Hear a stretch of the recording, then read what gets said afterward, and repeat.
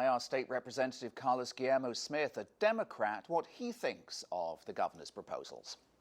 I think it's really frustrating and sad that after former President Trump incited violence in our nation's capital against the Capitol building while they were engaged in the very solemn responsibility of counting the electoral votes for the election of President of the United States, that Florida Republicans would do everything that they can to change the subject away from the attack on our country by our fellow Americans who were incited to violence by the big lie about the election being stolen, a lie that has been perpetuated not only by Donald Trump, but by Republican leaders right here in the state of Florida, that they would try to change the subject and divert attention over to internet censorship.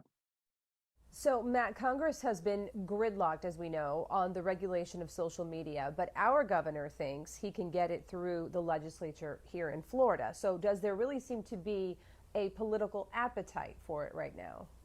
There certainly is an appetite from it from some lawmakers. I mean, you'll see Randy Fine, state lawmaker in the Central Florida area, putting forward that legislation, and then that's getting picked up by the likes of Wilton Simpson, the Florida Senate president, and you'll hear Senator Simpson and others kind of echo that line that you heard from Governor DeSantis. They say that conservatives are being censored on social media platforms.